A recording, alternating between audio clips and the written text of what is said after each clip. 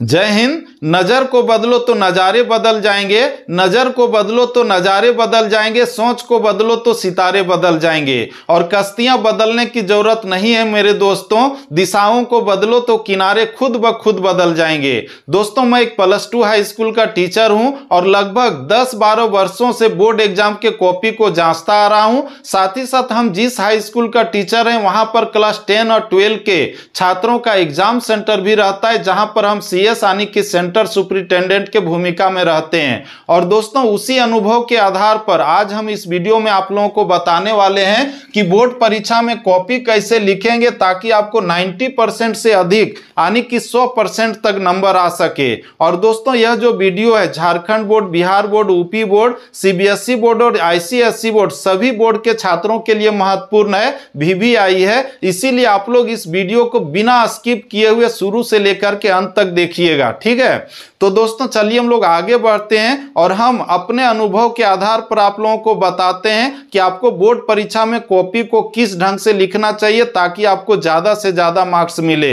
तो दोस्तों, इसमें सबसे पहले हम आप लोगों को बता दें कि आप लोग जब एग्जाम लिखते हैं तो एग्जाम लिखने के बाद आपका जो कॉपी है वही एग्जामिन के पास जाता है और उसमें अगर आपका कॉपी बहुत सुंदर है तो उसमें बहुत अच्छा नंबर देता है, कॉपी अगर गड़बड़ है तो आपको नंबर कम देता है। यानी कि एग्जामिन के पास आप नहीं जाते हैं, आपका कॉपी जाता है। आप कितना भी सुंदर गोरा नारा है लेकिन आपका कॉपी अगर खराब है तो आपको नंबर ज्यादा नहीं मिलता है। तो आप लोग ध्यान रखिएगा कि आपका जो कॉपी है वो बहुत सुंदर ढंग से सजा करके लिखा होना चाहिए, तभी आपको जो है नंबर ज्यादा मिलेगा। और दोस्तों, आपका कॉपी बहुत सुंदर लिखा जाए इसके लिए क्या क्या करना है, तो इसके लिए सबसे जरूरी चीज है, पहला चीज कि पेन का चुनाव करना। दोस्तों, आप लोग जब एग्जाम देने जाते हैं तो आपका जो पेन है वो 2 कलर का कम से कम होना ही चाहिए, ब्लू और ब्लैक। ब्लू और ब्लैक पेन क्यों रखना है अभी हम आपको बताएंगे। और दोस्तों, आपका जो पेन है उसी पेन का प्रयोग करना है परीक्षा में जिस पेन का प्रयोग आप पीछे करते आ रहे हैं। ऐसा नहीं कि आप पहले से 5-10 रुपये वाले ग्लेशियर पेन का प्रयोग कर रहे थे और एग्जाम के समय आप 25-30 रुपये के पेन से लिखेंगे, तो ऐसा करेंगे तो आपका जो राइटिंग है वो भी गड़बड़ाएगा और आपका जो टाइम मैनेजमेंट है वो भी ठीक ढंग से नहीं हो पाएगा। तो आप लोग ध्यान रखिएगा कि पहले जिस पेन का प्रयोग आप लोग करते आए हैं उसी पेन का प्रयोग करना है एग्जाम में भी। और इसमें एक चीज आप ध्यान दीजिएगा कि एग्जाम में उसी पेन को ले जाना है जो पुराना हो या फिर नया भी है तो 1-2 पेज लिखा हुआ हो। नहीं तो होता क्या है कि स्टूडेंट घर से निकला, एग्जाम सेंटर के रास्ते में पेन को खरीदा और सीधे एग्जाम में बैठ करके उससे लिखना शुरू कर दिया। तो ऐसा करने से होता क्या है कि आपका जो कलम है, पेन है, उसका स्पीड 120 का नहीं बल्कि 70, 80, 90 का रहता है। तो इससे आपको जो है दिक्कत हो सकता है। यानी कि आपका जो पेन का नीब है वो क्लियर होना चाहिए, तभी आपका जो है राइटिंग भी बनेगा और सुंदर स्याही भी वहां पर नजर आएगा। नया पेन का जो स्याही होता है देखते हैं ना, फीका टाइप का रहता है। तो आप लोग ध्यान रखिएगा इस बात का, ठीक है। यानी कि आपका जो हथियार है वो पूरा अच्छा होना चाहिए। सूर्य कुमार को देखते हैं ना, जो छक्का चौका मारता है तो वो जो है बैट को देखता है, बैट जो उसका रहता है ना, कौन बैट अच्छा है, तो जो बैट अच्छा लगता है उसी से वो छक्का चौका मारता है। तो आप लोग ध्यान रखिएगा कि ब्लैक और ब्लू पेन आपको लेकर के जाना है और ध्यान रखें कि कम से कम 2-2 पेन लेकर के जाइएगा। हो सके एक पेन धोखा दे दिया तो दूसरा पेन आपका जो है साथ देगा, ठीक है ना। तो पेन आपको जो सेलेक्ट करना है, कैसे करना है, ये हम लोगों ने देख लिया। इसका दोस्तों दूसरा पॉइंट आपका दिया गया है, प्रश्न बुकलेट को खोलिए। लेकिन इससे पहले आपका जो है मिलेगा क्या, आपको जो OMR शीट मिलेगा या फिर आंसर बुक मिलेगा, सच है या नहीं। तो उसमें सबसे पहले पेज में आपको रोल नंबर, रोल कोड, पंजीयन संख्या या फिर आपका जो सिग्नेचर होगा इत्यादि इत्यादि को बहुत ही अच्छे ढंग से लिखना है और भरना है। नहीं तो उसमें अगर आपका गलती हो गया तो आप वहां पर व्हाइटनर का प्रयोग नहीं कर पाएंगे और इससे क्या होगा कि बाद में आपका जो रिजल्ट है वो पेंडिंग रह सकता है। होता क्या है कि आपका जो OMR शीट है उसमें अगर आप गलत ढंग से अपना रोल नंबर, रोल कोड इत्यादि लिखते हैं या रंगते हैं और वही आपका चला गया तो वहां पर जो आपका कॉपी जांचा जाएगा OMR शीट स्कैनर मशीन से, और जो स्कैनर मशीन होता है वो आपके कॉपी को रीड नहीं कर पाएगा, जिसके कारण आपका नंबर वहां चढ़ेगा नहीं और आपका जो रिजल्ट है वो पेंडिंग हो जाएगा, और पेंडिंग होगा तो सबका रिजल्ट आएगा, आपका रुक जाएगा, परीक्षा के दौरान आप परेशान हो जाइएगा। सच है कि नहीं? तो आप लोग ध्यान दीजिएगा कि आपका जो सारा इंफॉर्मेशन है पूरे सावधानी पूर्वक भरना है, OMR शीट में और उत्तर पुस्तिका दोनों में। ठीक है, इसका दोस्तों आगे आपका क्या होगा, इसके बाद आपको जो प्रश्न पत्र मिलेगा, प्रश्न पत्र मिलेगा तो प्रश्न पत्र जैसे ही आपको मिलेगा तो उसको जो है पढ़ने के लिए आपको 15 मिनट का समय दिया जाएगा। यानी कि अगर आपका एग्जाम 10 बजे से है तो आपको जो है 9:45 बजे ही प्रश्न पत्र दिया जाएगा, 15 मिनट आपको अतिरिक्त दिया जाएगा उसको पढ़ने के लिए। तो आप लोग इस पढ़ने के समय को जो है प्रयोग करना है सही ढंग से, यानी कि प्रश्न संख्या 1 से लेकर के अंतिम तक एक बार ध्यान पूर्वक पूरे अच्छे ढंग से पढ़ लेना है। ठीक है, और पढ़ने के बाद आप जब प्रश्न देखेंगे बहुत आसान आसान प्रश्न है तो आप लोगों को खुश नहीं हो जाना है। वहीं पर अगर मान लीजिए 2-4 प्रश्न का उत्तर नहीं जानते हैं तो हतोत्साहित भी नहीं होना है, यानी कि अपने आप को संतुलन बनाए रखना है, न ज़्यादा खुश होना है ना ही ज़्यादा हतोत्साहित होना है, बल्कि आप जितना भी प्रश्न जान रहे हैं उसका 100% परफॉर्मेंस देने के लिए अपने आप को तैयार रखना है। ठीक है, तो इस बात का ध्यान रखिएगा, नहीं तो होता क्या है कि आप प्रश्न पत्र को पढ़े और उसमें आसान आसान प्रश्न था तो आप खुशी से उछल पड़े, तो खुशी में ही गलती होती है। आप लोग ध्यान रखिएगा, ज्यादा खुश जब आदमी होता है तो गलती होती है, तो इसीलिए आपको ज्यादा खुश होना है और ना ही ज्यादा हतोत्साहित होना है। ठीक है, इसका दोस्तों आपका जो अगला पॉइंट है वह है कि पहले सभी प्रश्नों को पढ़ें। ये तो मैंने आपको बता दिया, सभी प्रश्न को शुरू से लेकर के अंत तक पढ़ना है। इसका चौथा पॉइंट में आपका दिया गया कि सकारात्मक सोच के साथ शुरुआत करें। आपका जो है माइंड में पॉजिटिविटी होना चाहिए, नेगेटिविटी रहेगा तो आपका क्या होगा कि आप पराजित हो जाइएगा, ठीक ढंग से नहीं लिख सकिएगा, है कि नहीं। युद्ध के मैदान में जब लड़ने के लिए जाते थे राजा महाराजा लोग, तो वहां पर जो है सैनिक जो होते थे तो उसका जो कमांडर है वो जो है पॉजिटिविटी भरता था सैनिकों में, इसके बाद युद्ध के मैदान में उतारता था। तो आप लोगों को घर से जो निकलना है अपने दिमाग में पॉजिटिविटी को भर करके जाना है, नकारात्मकता नहीं रखनी है। तो इस बात को आपको ध्यान में रखना है और एग्जाम में जो लिखना शुरू करेंगे पहले प्रश्न से आपको जो है पॉजिटिव होकर के लिखना है, नेगेटिव होकर के नहीं लिखना है। ठीक है, इसका दोस्तों हम लोग आगे बढ़ें तो आगे आपका दिया गया 5वां पॉइंट, जिसमें दिया गया कि प्रथम 2-3 पेज को कैसे लिखना है। पहला, दूसरा, तीसरा पेज बहुत ही महत्वपूर्ण होता है। जब एग्जामिन आपके कॉपी को जांचना शुरू करता है तो पहला दूसरा पेज को बहुत अच्छे ढंग से पढ़ता है और उसी के आधार पर आगे का नंबर भी आपको देता है। तो आप लोग ध्यान दीजिएगा कि पहला, दूसरा और तीसरा पेज को बहुत ही सुंदर अक्षर में लिखना है और कोशिश करना है कि लगभग सही सही लिखें। और अगर आप उतना कर लेते हैं तो निश्चित है कि आपका बोर्ड एग्जाम में बहुत अच्छा नंबर आएगा। आप लोग देखते होंगे कि कभी कभी तेज लड़कों का कम नंबर आ जाता है, कमजोर का ज्यादा आ जाता है, तो ये फैक्टर उसमें काम करता है। तो आप लोग इस बात को ध्यान में रखिएगा। इसका छठा जो आपका पॉइंट दिया गया है कि शब्द, वाक्यों, पैराग्राफ के बीच में स्पेस देना। हम लोग जब कॉपी जांचने जाते हैं तो बहुत सारे छात्र ऐसे होते हैं जो लगभग 3-4 शब्द में ही एक लाइन पूरा कर देते हैं, बड़ा बड़ा लिखते हैं एकदम। वहीं पर जो अच्छे बच्चे लोग रहते हैं वो लगभग 7, 8, 9, 10 जो वर्ड होता है वो लिखते हैं और वो सुंदर लगता है दिखने में। तो ऐसा अगर आप लिखेंगे बड़ा बड़ा तो आपका कॉपी खराब नजर आएगा। वहीं पर आप लोग निश्चित जो है मीडियम साइज का लिखेंगे शब्द को या फिर कहें कि वाक्य को, तो वो सुंदर दिखेगा। तो आप लोग ध्यान रखिएगा कि आपका जो शब्द है वो जो है न ज़्यादा बड़ा होना चाहिए न ज़्यादा छोटा होना चाहिए। ठीक है, इसके बाद आगे जो हम लोग देख रहे हैं वाक्यों, पैराग्राफ के बीच में स्पेस होना चाहिए, यानी कि शब्द न सटा के लिखना है न दूर दूर में लिखना है, निश्चित जो है सुंदर लगे उस ढंग से लिखना है। ठीक है ना। इसके बाद आपका जो पैराग्राफ है, जब आप लोग लिखना शुरू करते हैं तो एक पैराग्राफ यहाँ से यहाँ तक लिखे, जब पैराग्राफ चेंज करेंगे तो यहाँ से शुरू करना है, ऐसा नहीं कि यहीं से। तो ऐसा नियम नहीं है, इस बात को आप लोग ध्यान रखिएगा। इसके बाद हम लोग आगे बढ़े तो आपका जो 7वां पॉइंट दिया गया है वह है कि हेडिंग, हाईलाइट और अंडरलाइन। आप लोग ये जो देख रहे हैं मटेरियल जो मैंने आपके लिए तैयार किया था आपके वीडियो को बनाने के लिए, तो इसमें सबसे ऊपर में देखिए क्या दिया हुआ है, हेडिंग दिया हुआ है और इसको जो है मोटा कर दिया, यानी कि इसको हाईलाइट कर दिया है और इसके बाद यहाँ पर अंडरलाइन कर दिया। तो ये जो मटेरियल है जो आप लोग देख रहे हैं ये आपको सुंदर दिख रहा होगा, सच है कि नहीं?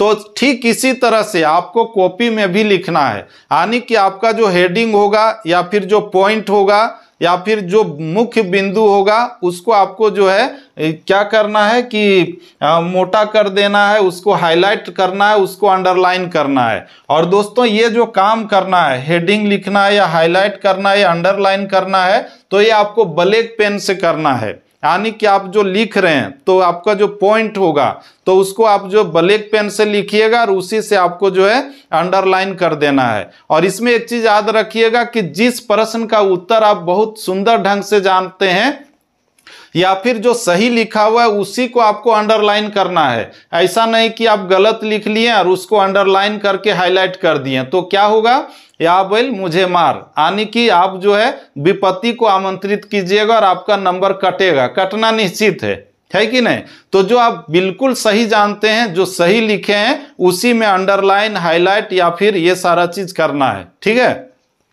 इसका दोस्तों हम लोग आगे बढ़े तो आपका जो 8वां पॉइंट है वह है कि लंबे प्रश्नों को बिंदुवार लिखना। आपका जो प्रश्न पूछा जाएगा सब्जेक्टिव में उसमें अति लघु उत्तरीय, लघु उत्तरीय और दीर्घ उत्तरीय इस तरह के प्रश्न रहेंगे। तो इसमें जो आपका लघु उत्तरीय और दीर्घ उत्तरीय प्रश्न होगा उसको आप बिंदुवार यानी कि पॉइंट वाइज लिखने का कोशिश कीजिएगा। यानी कि अगर मान लीजिए कि दीर्घ उत्तरीय प्रश्न है, उस प्रश्न में अगर आपका जो है 5 नंबर है तो कोशिश कीजिए कि उसको 5 पॉइंट में लिखें। 5 में लिख सकते हैं तो अच्छा है, 10 में लिख दीजिए तो और अच्छा है। तो ऐसा लिखने से होगा क्या कि एग्जामिन जब कॉपी जांचेगा तो वो मन में बैठा लेगा कि 1 पॉइंट लिखा है तो 1 नंबर, 2 पॉइंट लिखा है तो 2 नंबर, 3 पॉइंट लिखा है तो 3 नंबर। तो इस तरह से आपको नंबर मिल सकता है। तो आप लोग ध्यान रखिएगा कि जो लॉन्ग टाइप का क्वेश्चन रहेगा उसको जो है आप कहानी के जैसा नहीं लिख दीजिएगा एक ही साथ, बल्कि उसको जो है पॉइंट वाइज लिखिएगा, ठीक है। यानी कि पॉइंट 1, 2, 3, 4 या फिर आपका क ख ग या फिर आपका ABCD कोई भी पॉइंट दे सकते हैं। तो इस तरह से आपको लिखना है, लंबे प्रश्नों को बिंदुवार लिखना है। इसका दोस्तों आपका 9वां जो पॉइंट है आकृति, ग्राफ, चार्ट, डायग्राम का प्रयोग करना। आपका जो साइंस है यानी कि फिजिक्स, केमिस्ट्री, बायोलॉजी या मैथमेटिक्स, ज्योग्राफी इत्यादि, तो उसमें इन सारे चीजों का प्रयोग करना है।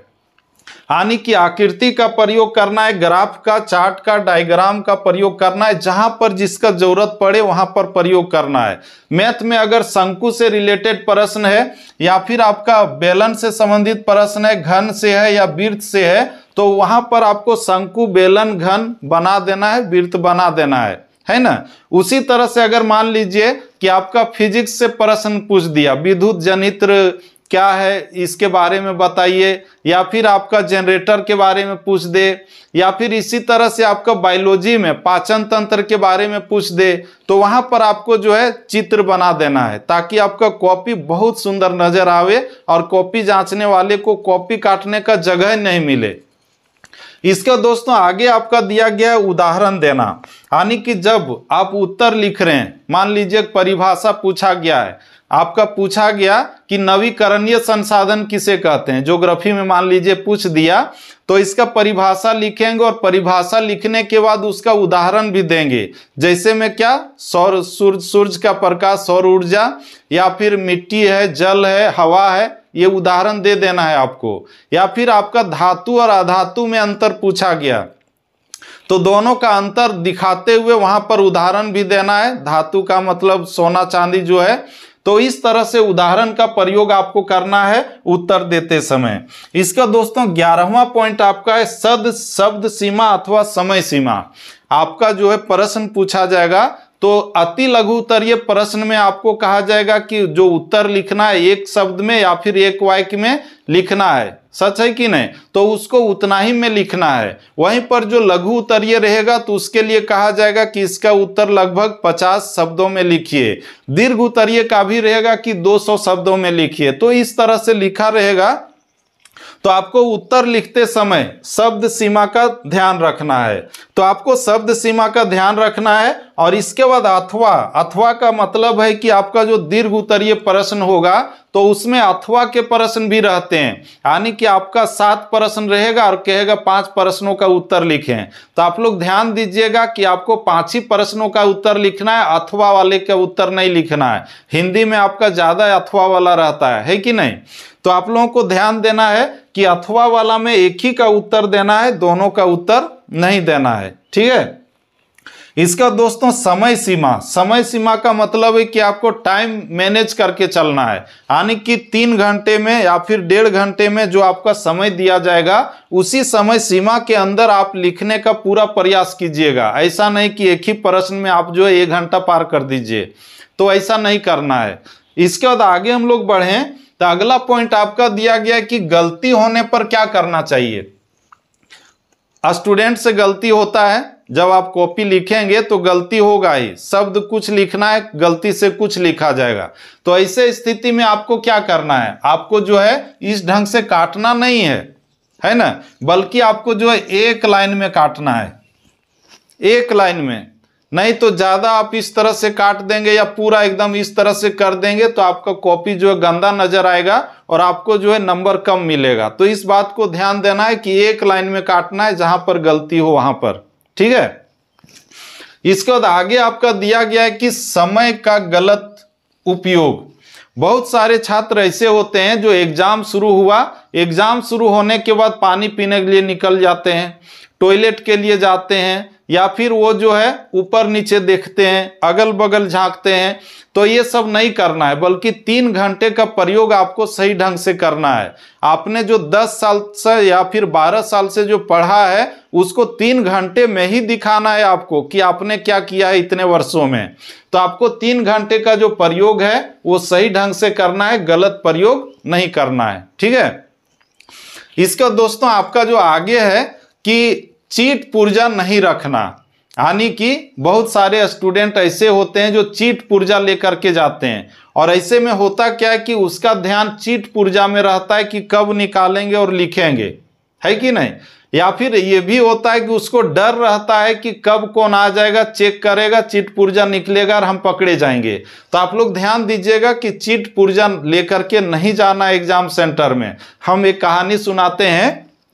हमारे स्कूल में एक बच्चा जो है चीट पुर्जा लेकर के आया था, बोर्ड एग्जाम चल रहा था, अगले ही बेंच में वो था और हम CS थे, यानी कि सेंटर सुपरिटेंडेंट, वहाँ का केंद्राधीक्षक थे। और हुआ क्या कि जब हम घुसे रूम में तो वो लड़का के हाथ में था, छिपा करके रखा हुआ था, मैंने पकड़ लिया। पकड़ने के बाद उसको जो है बोला कि तुमको जो है एग्जाम से बाहर निकाल दे रहे हैं और पुलिस को बुला रहे हैं, तुमको जेल भेज देंगे। तो जैसे वो बच्चा इस शब्द को सुना वो बेंच में ही लुढ़क गया, मतलब बेहोश हो गया। इसके बाद वहीं पर पुलिस थी, उसको मैंने बुलाया, पुलिस की तो व्यवस्था रहती है एग्जाम में। तो उसको जब बुलाया, उसको जब पकड़ के लोग बाहर निकाले, एग्जाम से बाहर में उसको सुलाया गया, तो उसका जो इधर से भी चुटका निकल रहा है, इधरों से निकल रहा है, अंदरों में निकला या इधर, समझ रहे हैं ना। मतलब कि वो जो बच्चा है पूरा चीट पुर्जा भरले था, पूरा जो उसका शरीर था आइटम बम था, या फिर कहें कि पुर्जा बम था। तो जैसे ही वो पकड़ाया तो उसको और डर हो गया। तो आप लोग ध्यान रखिएगा कि चीट पुर्जा को लेकर के नहीं आना है, नहीं तो आपके मन में डर भी समाया रहेगा, साथ ही साथ आप फ्री माइंड होकर के नहीं लिख पाइएगा, है कि नहीं। तो चीट पुर्जा लेकर के आपको नहीं आना है। इसका दोस्तों 15वां में दिया गया कि फेल, पास, कमजोर, तेज, ये जो शब्द है इस शब्द को दिमाग में आने ही नहीं देना है। नहीं तो आप सोचिएगा कि हम कमजोर हैं, मेरा दोस्त तेज है, वो पास हो जाएगा, फर्स्ट कर जाएगा, मेरा क्या होगा। तो ऐसे स्थिति में आप जो है बोल्ड आउट हो जाइएगा।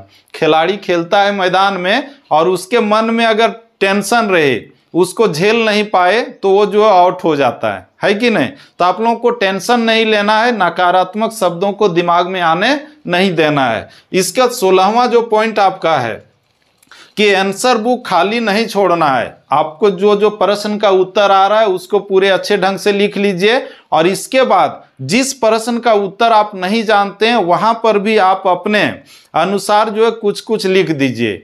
और इसमें आप लोग एक चीज ध्यान रखिएगा, बहुत सारे स्टूडेंट ऐसे होते हैं जो क्या करते हैं कि शायरी, गाना या फिर प्रश्न को ही उत्तर बना देते हैं। बहुत सारे बच्चे हैं जब आंसर नहीं आता है तो लोग शायरी, गाना या प्रेम पत्र भी लिख देते हैं। तो आप लोग ऐसा गलती नहीं कीजिएगा, नहीं तो आपका जो नंबर आने वाला है वो भी कुछ कुछ घट जाएगा। सच है ना? तो आप लोग ऐसा नहीं करिएगा, ध्यान रखिएगा कि गाना, शायरी या फिर प्रश्न को ही उत्तर बनाने का कोशिश नहीं कीजिएगा, बल्कि कुछ उत्तर हो तो अपने दिमाग से सोच करके वहां पर लिखना है, ताकि कॉपी जांचने वाले को लगे कि ये अच्छा बच्चा है। इसका दोस्तों 17वां पॉइंट है, अंतिम समय में क्या करना है। आपका जब लगभग अंतिम समय रहे, 5-6 मिनट बाकी रहे, तो क्या करना है आपको जो कॉपी है यानी कि आंसर बुक है उसको चेक करना है कि रोल नंबर, रोल कोड, पंजीयन संख्या, सिग्नेचर छूटा है क्या। अगर छूटा है तो उसको लिख दीजिए। वहीं पर आपका जो अटेंडेंस सीट है, एग्जाम के दौरान आपका अटेंडेंस भी होगा जो आपका जो है बोर्ड के पास भेजा जाता है, तो उसको भी ध्यान रखना है कि उसमें आपका सिग्नेचर छूटा हुआ नहीं होना चाहिए, नहीं तो आपका रिजल्ट पेंडिंग हो जाएगा। तो ये चीज जो है आपको अंतिम में चेक कर लेना है। इसके बाद आपका जो 18वां पॉइंट है कि आपका एग्जाम हो गया, आप घर चले गए, तो घर जाने के बाद आपको क्या करना है। आपका जो एग्जाम आज था उसके बारे में बिल्कुल नहीं सोचना है। खराब गया तो भी, सही गया तो भी, आपको ध्यान उधर नहीं भटकाना है, बल्कि नेक्स्ट जो अगला एग्जाम आपका होने वाला है उस पर अपने दिमाग को केंद्रित करना है। तो दोस्तों इस तरह से आज हम लोगों ने इस वीडियो में देख लिया कि बोर्ड परीक्षा में कॉपी को कैसे लिखें ताकि 90% से ज्यादा मार्क्स मिले। तो दोस्तों इस तरह से आज आप सभी छात्रों के लिए महत्वपूर्ण वीडियो था, और ठीक इसी तरह से आपके लिए जो भी जानकारी होती है या फिर मेरे तरफ से कोई भी गाइडलाइन होता है तो इस यूट्यूब चैनल के माध्यम से आप सभी छात्रों तक भेजता रहता हूं। इसीलिए आप सभी छात्र इस यूट्यूब चैनल को सब्सक्राइब करके इसके नोटिफिकेशन बेल को प्रेस करके रख सकते हैं। और दोस्तों यह वीडियो आपके लिए थोड़ा सा भी हेल्पफुल और इंफॉर्मेटिव रहा होगा, फायदेमंद रहा होगा, तो लाइक कीजिए और अपने दोस्तों को भी ज्यादा से ज्यादा शेयर कीजिए, और एक प्यारा सा कमेंट जरूर कीजिए कि आपको यह वीडियो कैसा लगा। तो दोस्तों फिर से मिलते हैं हम लोग नेक्स्ट वीडियो में, तब तक के लिए जय हिंद, वंदे मातरम, जय झारखंड, जोहार झारखंड।